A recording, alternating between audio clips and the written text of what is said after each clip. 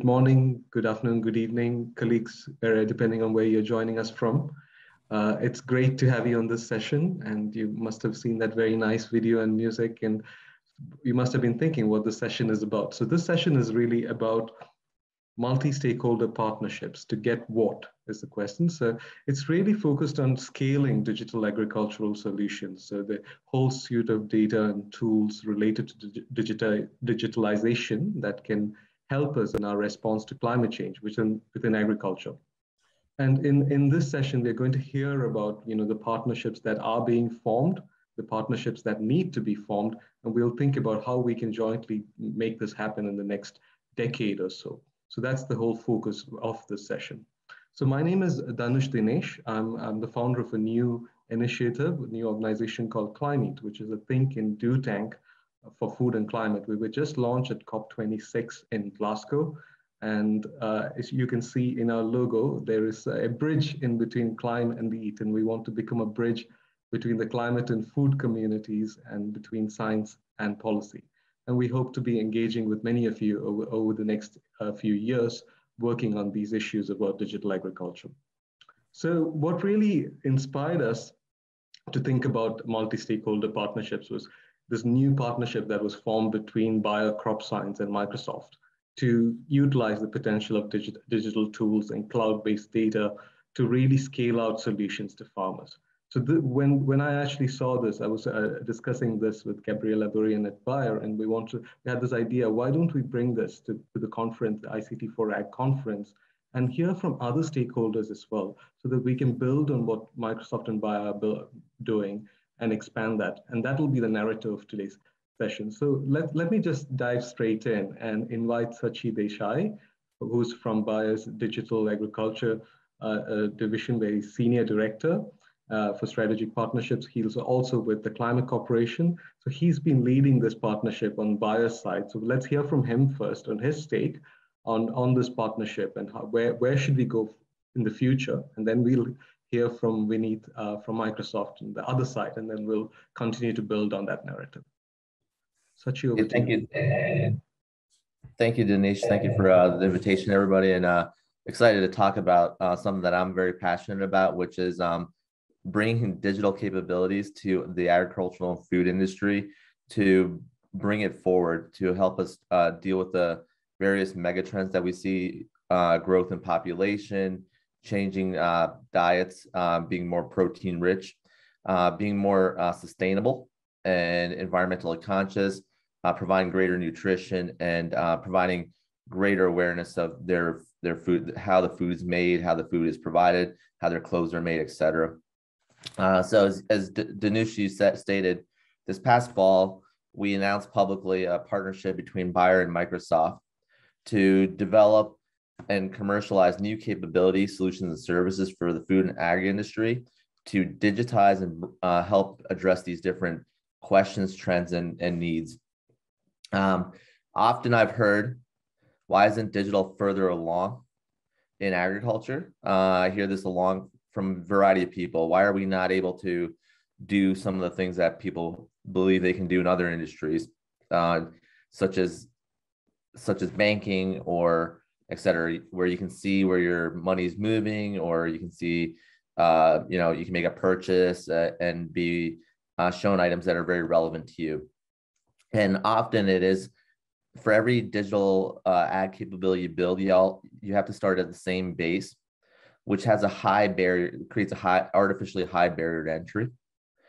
So you need to understand what the field is doing, and you need to understand information from equipment and satellite imagery, very complex digital problems that have everybody starting at point zero instead of advancing on. In computers and other industries, you've seen companies like Microsoft provide tools that allow people to skip that step and just focus on the problems themselves. And you see great advancements such as services on your phone, apps, et cetera, to hail a car, to make a food purchase, to do banking, et cetera. And so our partnership is really about working together to empower the industry and the people within the industry to build these solutions and services that can provide these different capabilities to the industry to move forward. One of the things that I like to really stress is we found in Microsoft a very compelling and complementary partner. No one has the ability to bring digital scale the way Microsoft does, the way to engage enterprise businesses the way Microsoft does.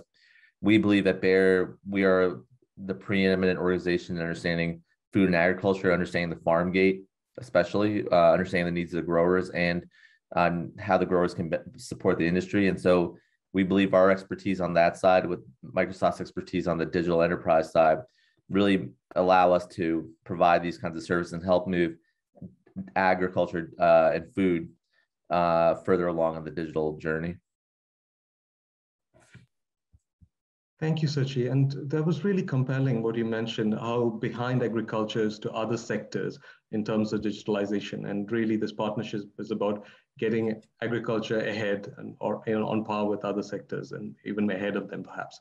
Well, it'll be great to hear you noted the importance of complementarity that Bayer and Microsoft are bringing. So I'd like to go on to Vineet Irani, who's actually the director for Microsoft Cloud for agri-food sector. So over to you, Vineet, and hearing from your side, how do you approach this partnership? Because Sachi talked about these barriers that farmers face, for example. So how do you approach this, and what is your vision for this partnership? Yeah, thanks, Tanush. Am I audible? Yeah, yes. Cool. Yeah, Sachi encapsulated well. We've been at this problem for the last 5 years, starting with our Microsoft research team, and obviously, Microsoft is really great as far as the tech and the scale that we bring as a technology and an engineering company, software engineering company, especially with the advent of the cloud technologies that we are at the forefront of.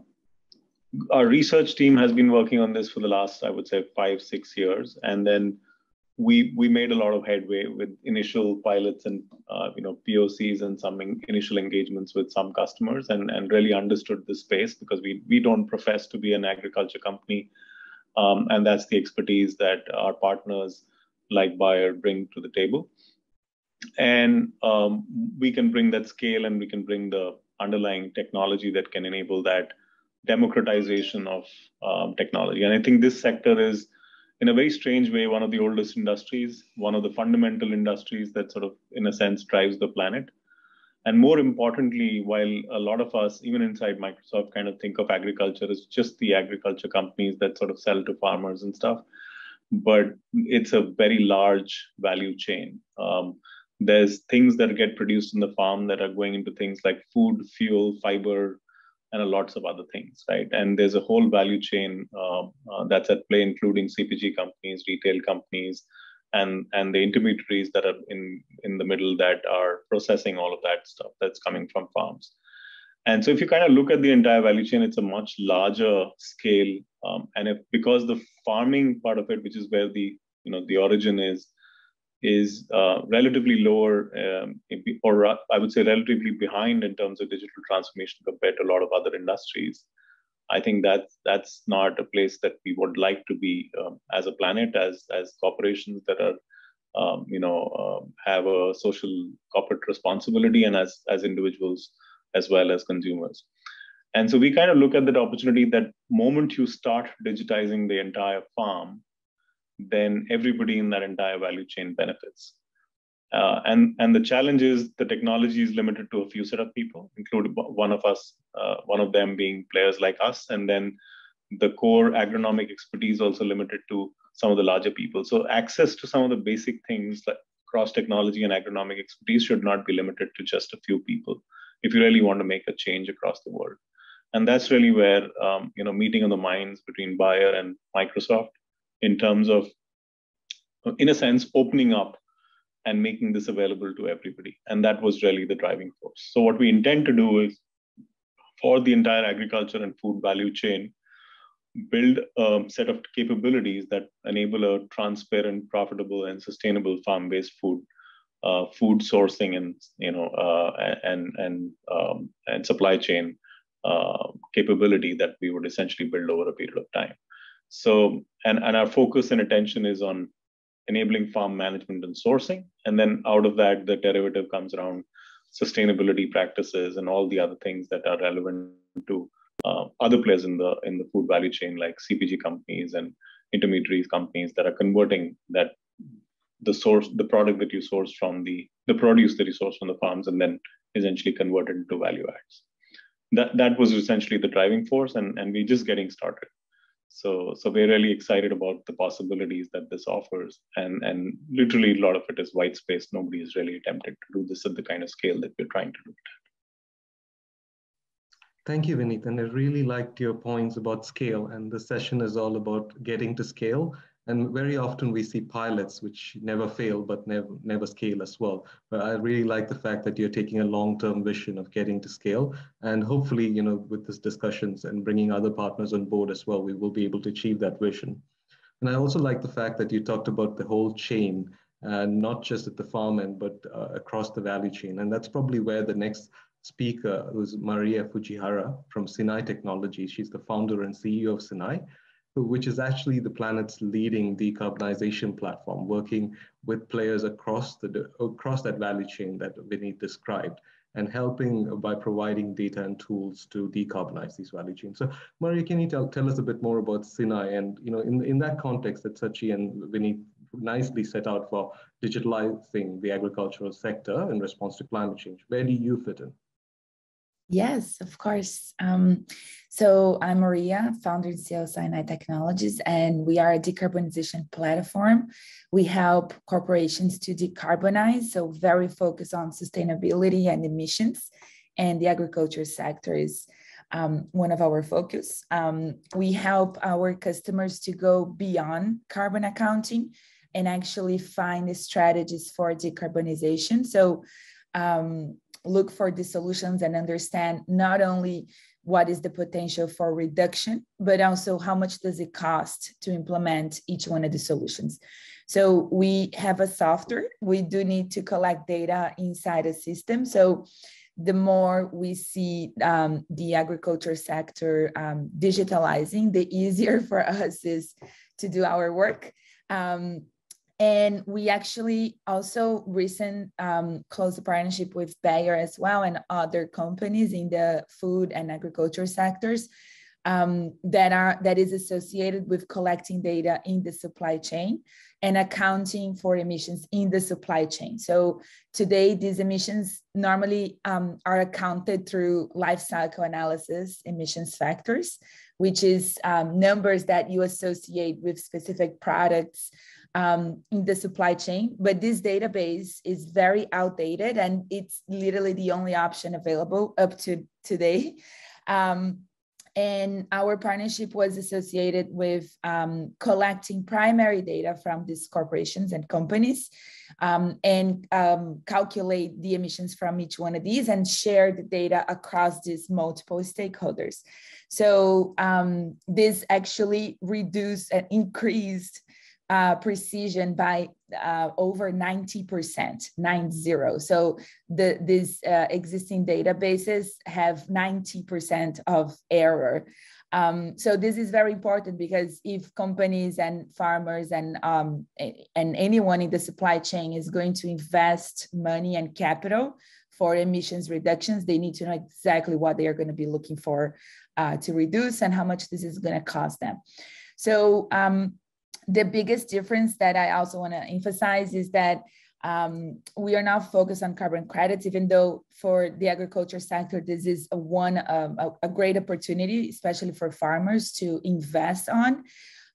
We actually help customers to create products that have a premium value that can be traded within a premium value, especially for organizations in the value chain that are looking for valuable products that can actually compare products that are carbon neutral or being carbon reduced.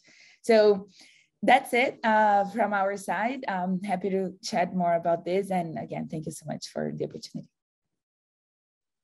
Thank you, Maria. And it's really interesting to see such an innovative business model arriving as well in that transition. So I think if we're talking about a transition, we do need these kind of business models. And it's really cool what you're doing in terms of enabling companies to decarbonize. But another part of that transition is also the role of the public sector and public sector financing. And we're really lucky to have with us today Matthew Reddy, who's the senior private sector specialist within the Global Environment Facility. And the GEF is a huge source of funding for climate change and biodiversity and nature-related actions in countries across the world. And you're in your 8th replenishment now, and Matthew's been thinking a lot about private sector engagement and scaling up digital tools. So Matthew, would you like to tell us a bit more about how you're approaching this and how we can get to scale? Yes, thank you, Dhanush, and greetings everyone from sunny Washington, DC today. I like the title of this presentation. It really refers to multi-stakeholder platforms, and I think that's the way we do things in the GEF when it comes to working with the private sector. So, we recognise that multi-stakeholder platforms give us this opportunity to scale, as you say, Dhanush, scale vertically through the value chain. And I think that's an important point as well, because when we talk about the private sector in the GEF, we're talking about the big companies, the Bayers and the Microsofts of the world, but we're also talking about other actors who are smaller in scale, right from the farmers themselves, of course, the cooperatives and technology providers, such as we've just heard from Maria at Sinai. So that's why we want to work through these vertical approaches. And then, of course, through these horizontal approaches, which enable us to work from the farm scale to the river basin scale, to the national scale, and even into the broader regional scale. And I've seen a couple of questions in the chat here that reference scale. And I think multi-stakeholder platforms are the way that we can move from working on an individual basis with farmers and companies in a sort of transactional sense to a much broader approach. Now, you mentioned, Dhanush, that we're in our GEF 8. We're moving now, we're closing out GEF 7. And so we're moving into the GEF 8 period, which is our 8th cycle of funding, which will take us from 2022 to 2026.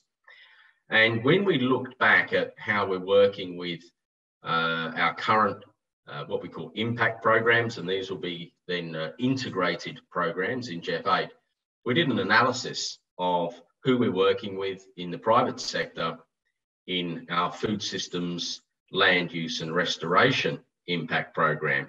And yes, we have the traders involved, we've got the banks involved, we have a good representation from the producer communities and certification schemes, etc. But there were 2 areas that we were quite weak. One was insurance, which was interesting, and the other was technology providers.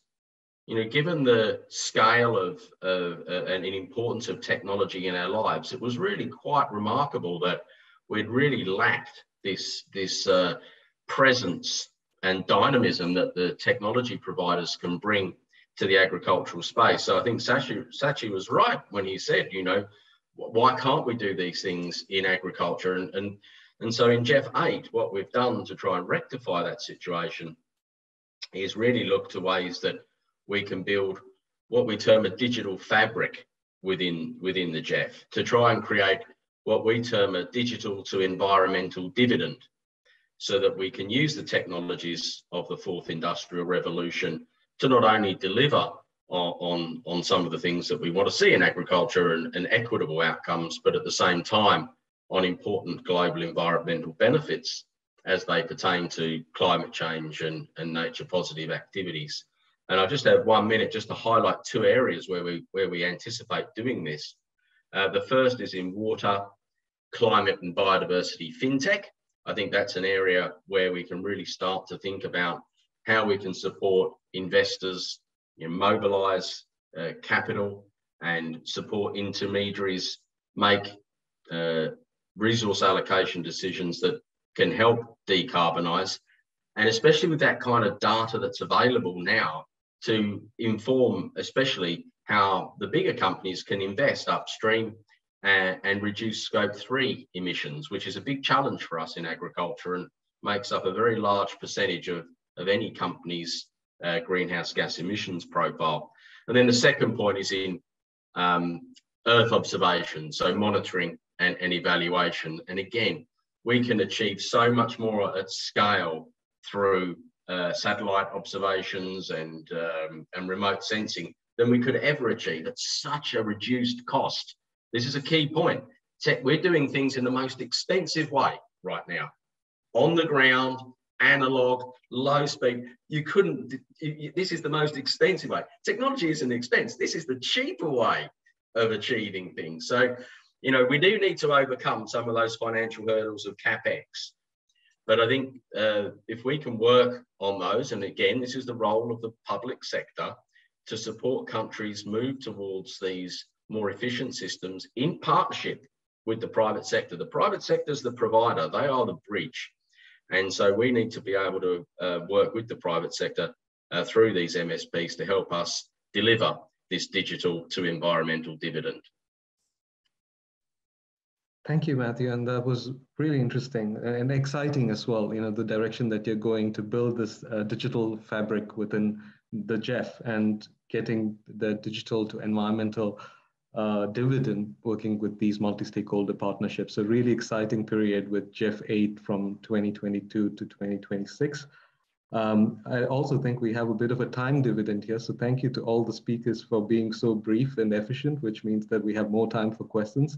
We have one more speaker, but I just wanted to give an alert to all those who are watching us here on Zoom as well as Hoover to type in your questions. So we'll come to that in due course. So I would like to introduce our next speaker, Myrtle Dancer from the Netherlands Food Partnership. NFP is also the host of Climate.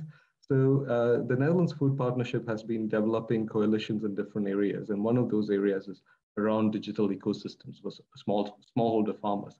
And there were some interesting questions around Global South, specifically how are these solutions applicable? So over to you, Myrtle, and how are you approaching this from NFP perspective, and particularly in that Global South context to make these solutions accessible? Yeah, thank you so much, Danush, and also the other members of the panel. It's been a very interesting and informative session. Yeah, so my name is Myrtle Dancer. I'm the Executive Director of the Netherlands Food Partnership. This is a convening platform that was actually initiated with the support of the Dutch Ministry of Foreign Affairs and the Dutch Ministry of Agriculture. As many of you may know, the Netherlands has a long history in stimulating partnerships to respond to interesting opportunities and big challenges, among others also in the food system. And the Netherlands Food Partnership was created because we also see that there are challenges in making these partnerships being really successful and create the impact that we all desire. So as a convening platform, we do roughly three things. One is that we function as a community engagement platform where we try to inform and create knowledge and better understanding on food system transformation in low and middle income countries. So that can be used for all kinds of parties that are interested in food system transformation in the Global South. The second thing is that we help kickstart certain partner initiation processes for these parties that have an idea or are active in a certain field and need to engage like with other parties. We help to bring these parties together to set the agenda and to move forward.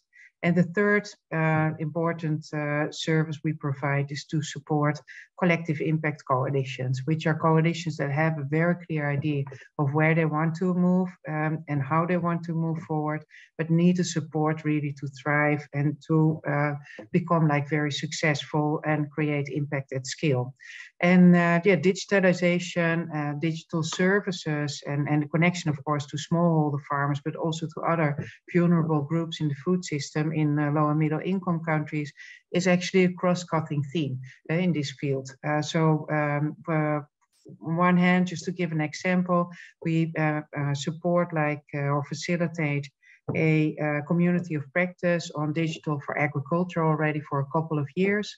This includes all kinds of practitioners that are active in the global north and in the global south on these topics. And together they try to understand certain topics better that they have been like challenged with themselves. So one of the topics that we touched upon last year is to reach the last mile. How do we really reach like the very poor or the very vulnerable groups on digital services? Another topic that was important and selected by this group was the business models behind digital services in low and middle income context. And these learning processes lead also sometimes to ideas that are then selected by the partners, and they develop like their own initiatives to move forward with that. On the other hand, we also host an collective impact coalition on digital ecosystem service for smallholders. This was actually a spin-off of the whole discussion on game-changing initiatives around the Food System Summit last year. And there we work together with parties like Syngenta Foundation, Rabobank, IFAD, the Global Producer Organization, and all these parties have worked in digital ecosystem services for smallholder farmers, but all of them also recognize that they have problems to bring it to scale. They feel challenges to make them also self-sustaining. So they decided to join forces to get like a better understanding of what has worked in practice and see how they can build on that and how they can use their joint forces also really to deliver better on these specific topics. So this year we will work in 4 countries on pilots. Zambia, Indonesia, Kenya, and Colombia. And we specifically chose different countries with different contexts and different states of the arts also on digital ecosystem services for smallholder farmers to have also an explorative environment and be able to compare like results to in these different countries and learn from that and see then how we can replicate and scale up together with these parties. Thank you, Myrtle. And that was really helpful to get that context and very specifically looking at the context of the Global South. And maybe, Matthew, I wanted to come back to you, and you mentioned this in the Jeff's work as well. So what role do you see for technology transfer from the North to the South, and from companies who are also operating in the North to moving into the Global South? And how does Jeff intend to facilitate that technology transfer? Yeah, I think this question of technology transfer, I mean, it comes from such ideas as the flexible mechanisms of the CDM, transferring technologies to developing countries. I think the private sector is the main conduit for doing this. I think the private sector must step up, I think, in considering the context in which technology is applied. Obviously, there's no comparison between a farmer in Missouri or a farmer in Western Australia to those that are farming in sub-Saharan Africa, or indeed in small island developing states. So we need to be able to create solutions that are context specific and adapt to the needs of the users. And I think companies like Microsoft and Bayer are really quite good in this space, and especially Microsoft, in the sense that they can create the infrastructure, if you like. They can create the bridges, and it's up to then the locals and organisations and our agency partners to support the facilitate some of the green entrepreneurs and private sector enterprises that can then utilise these facilities. I don't think that there's a cut and paste approach. I think it's more like an approach where the infrastructure is provided, the opportunities for cloud computing, etc., that Microsoft can provide, and then to apply that into the context of developing countries. I think we must be really careful that access to these technologies must be equitable, and sort of transparency and equitability are sort of a yin and yang in this discussion as well, because a lot of these digital technologies do support more open access, the opportunities for more data sharing, etc. So I think this is a consideration as well in this idea of tech transfer. The other one, of course, is it must be the appropriate technology. I think we see too often in developing countries that the technology that's provided is a second-rate technology. I think that's sort of unacceptable. It might be okay in consumer electronics to have a television that's a little bit older for sale, but I don't think that applies in the context of agriculture. I think that we should be working to provide the best possible solutions.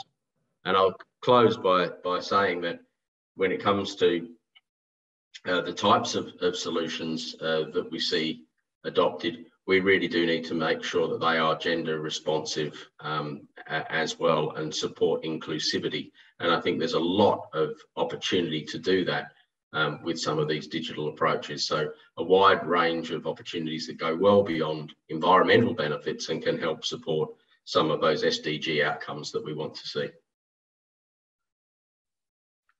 Thanks, Matthew. And I really like the point that you made about inclusion and gender equality as well. You know, this was the week of the International Women's Day, and we've been reading a lot about the importance of fostering that. And it's really nice to see that you're thinking about that also from the Jeff perspective. I think it's absolutely crucial in this area. And Mirzel's given an interview on going beyond purple washing and ensuring gender equality in all our efforts, and I think it's quite important, and let's certainly dive a bit deeper into that. So there's actually a question. Yes. Sorry, I was gonna ask, would I be able to just build on that a little bit? It was in the chat as Absolutely. well about Smallholder. Go on. So one of the reasons Microsoft and Bayer first started talking was actually around smallholder solutions. And what we define as smallholder is anybody that essentially has a farm operation, half an acre and bigger. And the idea was, why can't we provide technology solutions to them to help them optimize their usage of land, help to educate them in things like fertilizer utilization, et cetera. And so as we continue to work on this, they are a key component of our solutions that we're going to offer. And to be clear, these solutions we're offering are really for other businesses to develop offerings. And so we want to provide capabilities that can be used by the entire industry, which is the scale component, to deliver solutions from the smallest farmer to the largest operation. And the last point Matthew made about inclusion, a lot of those smallholder farmers, as we define them, typically are women and so forth. And so we want to provide them the technologies and capabilities they can utilize to use their land more. One example is I know one of our investment companies as Bayer really focuses on educating smallholder farmers around the utilization of fertilizer. And they're seeing massive gains where that moves them from subsistence farming to cash crops. And we want to provide the tools to other companies to do that faster and provide a greater breadth of capabilities to those growers as much as we do to large scale farming operations. Thanks, Sachi. Thanks so much for coming in and building on that. I want to dive a bit deeper into that point on inclusion with you, Maria, because there was a question also coming in from the audience on whether multi-stakeholder partnerships can indeed be inclusive of smallholder farmers. And what we're hearing from Matthew and from Sachi is that it's certainly possible. But from the perspective that you're coming from into these multi-stakeholder partnerships, how do you see this? Yeah, that's a great question. I think it's important to always think of diversity and inclusion, and not only related to gender, but related to size, age, and this is, I'm talking about companies, right? I think there are multiple companies that need to provide and can provide solutions across the supply chain. And I think it's very hard for one company alone to deliver them all, or to be able to gather all the stakeholders that are needed to achieve anything. So if you are a small or a big stakeholder, I think it's important to connect with everybody in the supply chain and try to understand what are the opportunities that everyone has to collaborate. And like I said, the best example that we have is the one that we recently announced, a partnership with over 10 companies in the supply chain, and now we're going to expand to many more, including smaller stakeholders. And I think, just like we see in a lot of the climate negotiations, and I'm coming a lot from the climate perspective, okay? we see that a lot of the developing countries, they normally help and hold hands with the countries that are under development. And I think it should be the same for the private sector as well, right? So the companies that have been doing this for so long should be hand-holding the ones that are, getting started, and they should be enhancing each other. And I think just to conclude, the final piece that I think it's important to mention is that I think the solutions go much beyond software. I do have a software company, and we are talking a lot about software here, but I think there is a lot of opportunities for hardware, and software doesn't do anything without data. So if we're not collecting data in the ground and bringing the right information from the ground up, software won't be enough. So, and I understand that a lot of people in the ground, farmers and other stakeholders, they also lack access to these specific hardware solutions that are going to be helping them with the data that is needed to support software and decision making. So I think the partnership engagement and multi-stakeholder engagement goes much beyond the software and hardware, and of course, like GEF and other stakeholders that can provide the knowledge and the training and the consultancy that is needed to put everybody on the same page. So yeah, I think this would be the main things that I would care about whenever we talk about multi-stakeholder partnership. Thank you, Maria.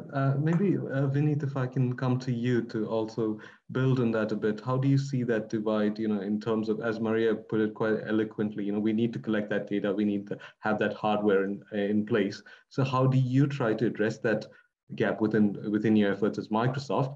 Maybe a second question, if you're comfortable with that, is there's a question on Web3 technologies. And is this something you're considering as part of your efforts? And if you could comment on both, that'll be very nice. Sure. Let me attempt the first one. So one's for sure that this is a multi-stakeholder approach that we need to have. And Sachi also mentioned about the fact that we're not only enabling solutions that companies can use themselves, companies that are part of the value chain, but also providers to those companies that would essentially use them as building blocks to do it. So the idea is, in some sense, in some scenarios, even buyers taken the position that they're not the only people who can solve all problems.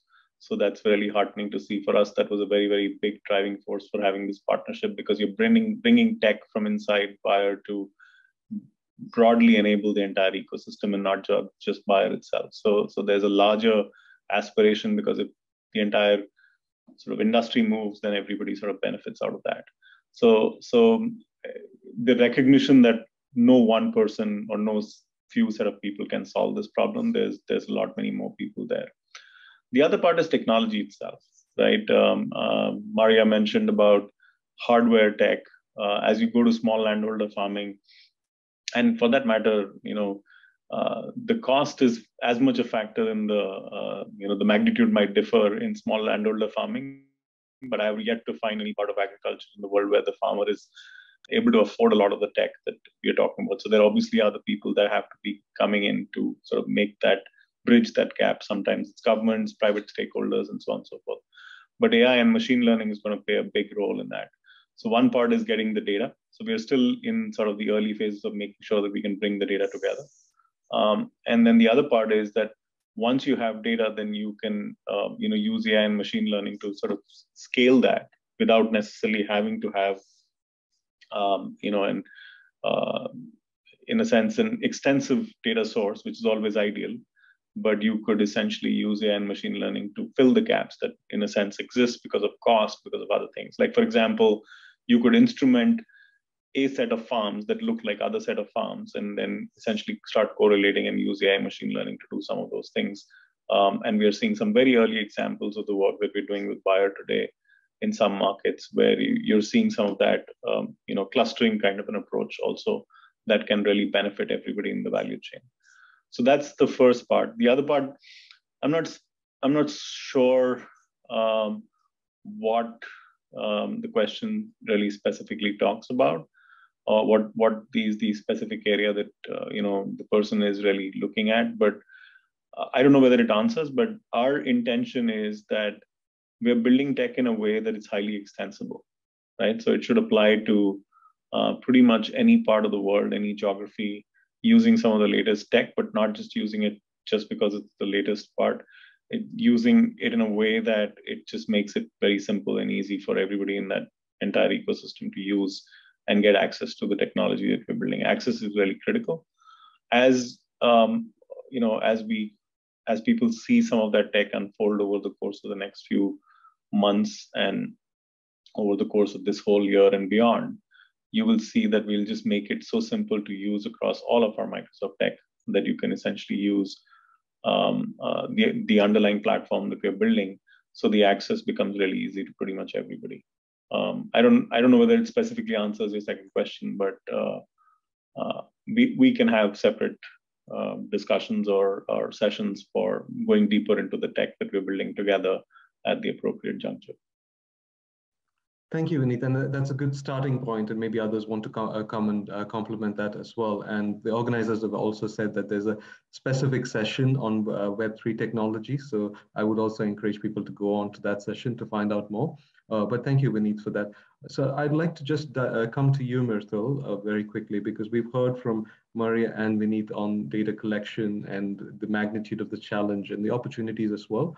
But from your perspective, you're also thinking about consistency and principles and common metrics and things like that to ensure standardization amongst data collection efforts as well. So would you like to comment on that?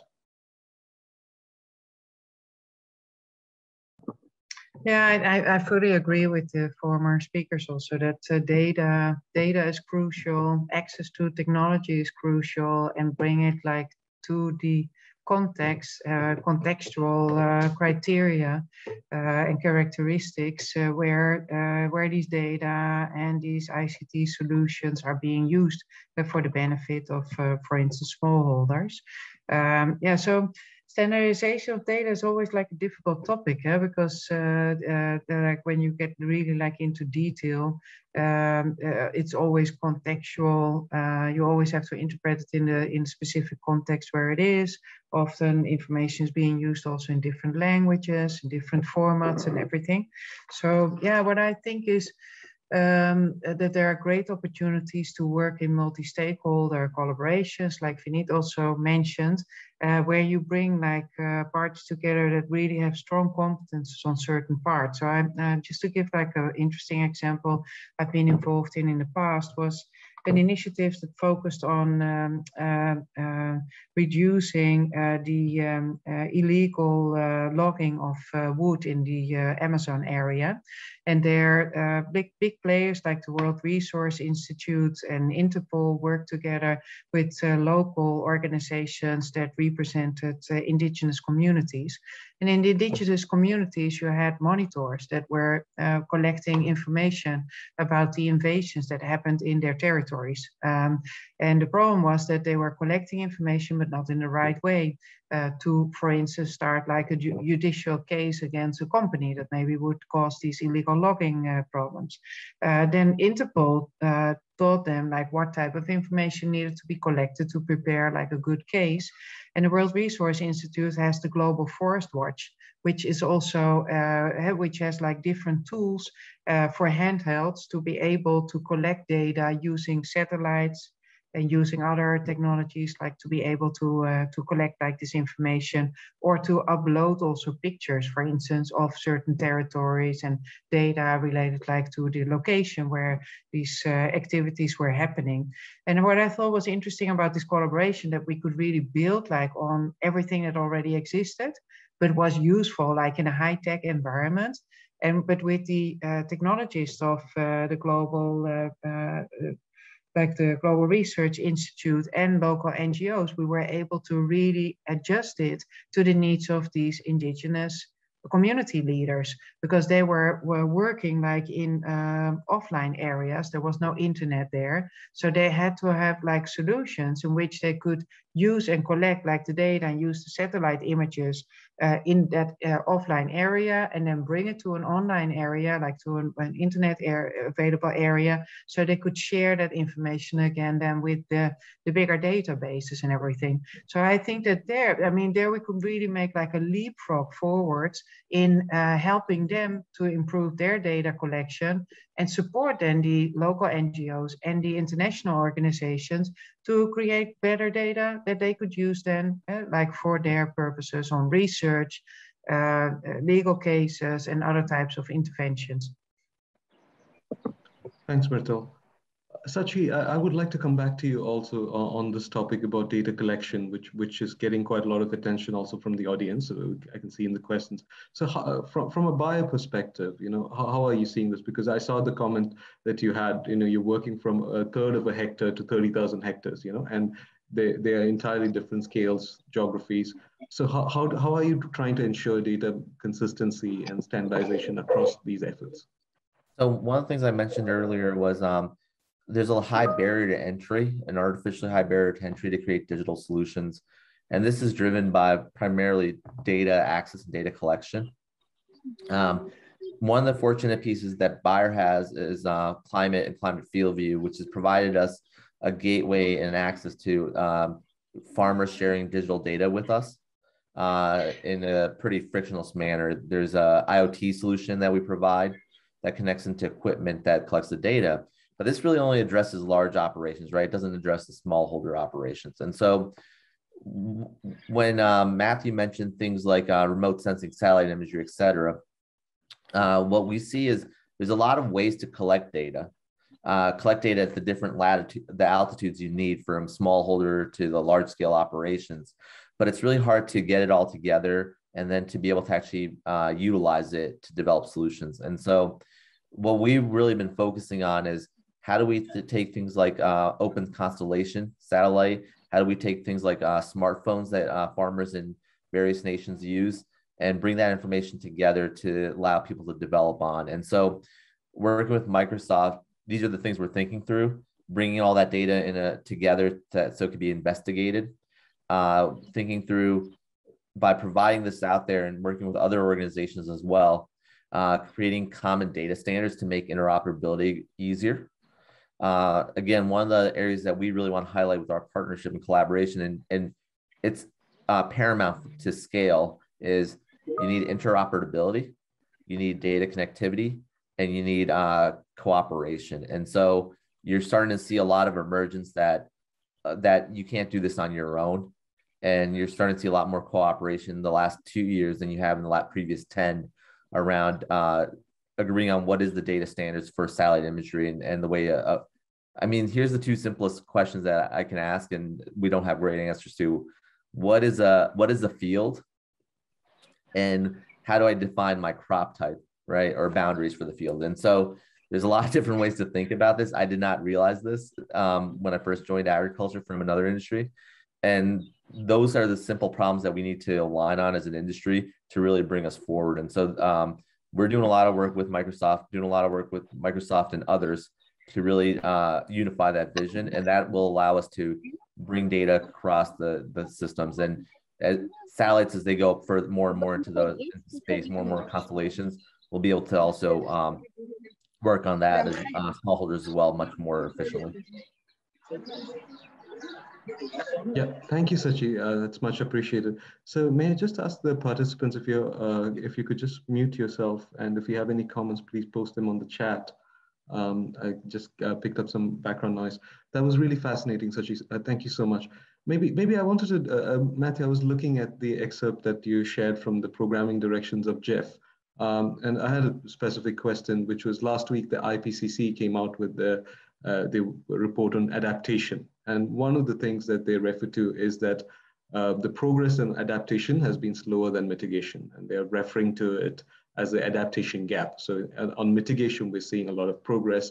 It's much easier now, and you refer to the lower cost of technology and lower cost of monitoring, carbon reduction, and so on.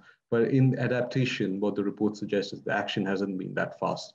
So, seeing all this progress that from private sector is making, how do you think we can use that for adaptation outcomes? Yeah, Well, I think in a lot of cases, it's rather, and especially in our field, Danush, of agriculture, it's rather an artificial divide to say mitigation and adaptation, because so many adaptation benefits in agriculture have a mitigation co-benefit. So my sense is that there's been probably a misrecognition of the value of agriculture over time, and I think we heard a little bit about that, but also that adaptation finance has been somewhat reduced as compared to, say, investments in renewable energy and the kinds of market mechanisms that we've seen in adaptation. But I think through the agricultural lens, we can provide greater opportunities for investment in adaptation. I think these the new types of data applications that we can see, the new agricultural practices that we can see, climate smart agricultural practices in rice, alternate wetting and drying type approaches. These are adaptation benefits that have huge climate change benefits. So I think if we're going to address this adaptation, we should kind of turn things around a little bit in agriculture and say, actually, you're investing in adaptation with a mitigation co-benefit. And I think that's a very strong way to do that. At the same time, building the resilience of farming communities, and of course, hopefully that includes their incomes over the long term as well. So that's why we like very much the climate smart agricultural approach. Thank you so much, Matthew. And we are reaching the end of the session. We have about nine minutes left. And what I'd like to do now is I'd like to go around to the speakers and get your sort of closing comments. And specifically, we have over 100 people joining us on multiple platforms. They represent different stakeholder groups, and ideally outcome from the session is we form with interested parties a multi-stakeholder partnership. So think about those different stakeholders who are out there in this panel and beyond, and what would you like from them in the next year or so that we can work together and get this action. And I really like what Sachi said, like in the last 2 years, we've seen a lot more cooperation than the last 10. Can we accelerate it further in this year, and what would you need for that? So I'll just quickly get closing comments from all of you. And just to the audience, please, once the session is over, please provide your feedback on the session using the poll tab on Whova. So Myrtle, your closing comments, please. Yes, well, I think it's important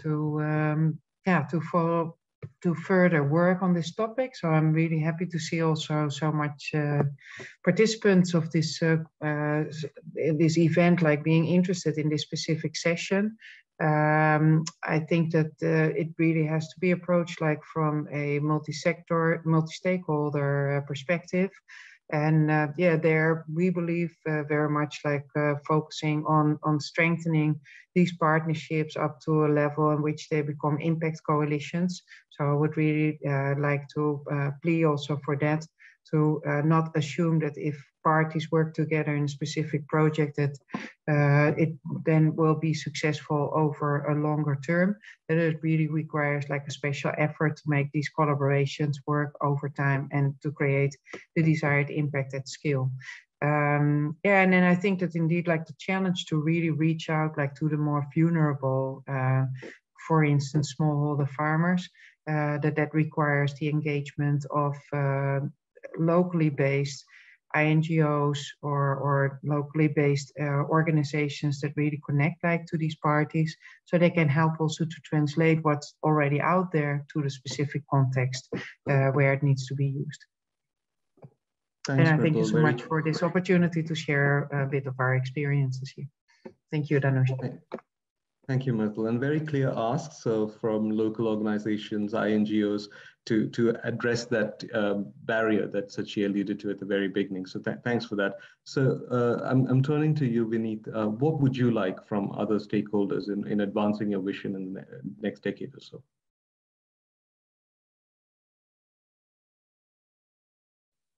You may be on mute, so can you unmute yourself?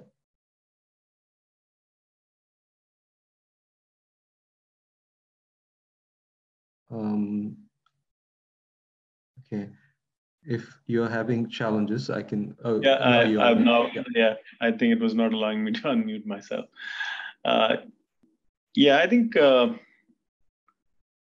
I was thinking as Myrtle was speaking. One of the things I certainly want to see is that there are a lot of companies, I would say startups, certainly, who are experimenting a lot.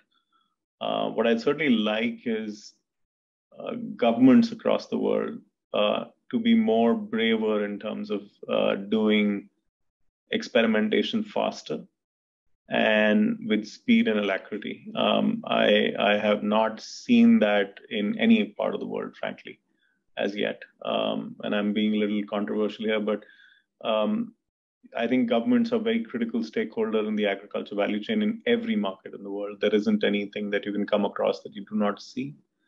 They play a very big role in everything from subsidies to policies to everything else, and their role in enabling technology to, especially in small landholder farming and some of the more economically challenged parts of the world, is a very, very big opportunity for them and for the entire industry. I think I would like to see government stakeholders and associated bodies that are policy makers play a much more deeper and accelerate that whole thing, whether it's in terms of making access available to startups, making all kinds of things that you can think of. I think I would like to see some of that really happening much faster than what it has happened till now. Yeah, thanks, Vineet. I think that's a really clear ask. And for the governmental stakeholders who are joining us, please take note. And maybe that's something we can work with you together on as well from a climate perspective. So we're really short of time. So I'd like others to also maybe do your ask in like 30 seconds to 1 minute. So Maria? Yes, I think just to add to Myrtle, because she put it out broadly and very wisely to everyone, I think we also need to think this globally. I'm from Brazil, but I'm based here in California, for example, and I think it's important to bring multiple stakeholders from multiple countries, because this is also how we bring diversity. So that's my 30 seconds. Thanks, Maria. Very clear. Bring more diversity. Matthew. Yeah, thanks. I think Vineet makes a very good point about government's role, the role of the public sector, and I think investing in an enabling environment and collaboration. It's always difficult between the public and the private sector. So I think from our side, Vineet, that the work is really needs to be done in trying to bridge that gap with the private sector. So I would like to encourage our private sector partners to work with the GEF, with our implementing agencies, organisations like FAO, WWF, UNEP, etc., who are our implementing agencies to work on some of these solutions in key countries. Thank you. Great session. Thank you, Dhanush. Thanks, Matthew. And you didn't just make an ask, you also made an offer. So that's much appreciated. Thank you so much to work with the GEF implementing agency to bridge that gap between public and private sector. Great. Thank you, Matthew. Sachi, over to you for the last word. I appreciate it, Dinesh. And again, thank you for this opportunity and enjoy the conversation with the rest of the folks on the panel. I think my ask is real simple, is the folks that are dealing with trying to solve some of these very difficult challenges, a lot of the startups, especially globally, what are the pain points that are really causing them issues to start implementing their solution or their service or building their service solution, and reach out to us at Bayer, Microsoft, and others to enlighten us about those pain points and challenges and what they're trying to solve, and see how we can think better about building what we're trying to build here to serve them, but also just better as a community about these different challenges. We know about some data challenges. We know about some basic usages globally, but from fertilizer to other intent, but it'd be better to understand more broadly some of the different challenges people are trying to solve. And so share that with us, and we'll continue to share back ways maybe we can help solve those challenges together. That's a brilliant ask and offer, Sachi. Thank you. So share those pain points, those challenges with Sachi and the Bayer and Climate Corporation team, and they are willing to step up and look into how these challenges can be addressed. So thank you so much, speakers. Thank you so much, the audience who've joined us in this really rich and interesting discussion. I've certainly learned a lot from this. And I'll just stop here. I don't have anything more to add, but I want to thank our co-organizers, especially Gabriela Burian and Anissa Baer from Bayer, and my colleague Leanne Zeppenfeld from Planning, so who did all the organization, and the ICTforAg conference organizers for giving us this opportunity. Thank you, everyone. Thank you so much. Have a good rest of your day. Bye.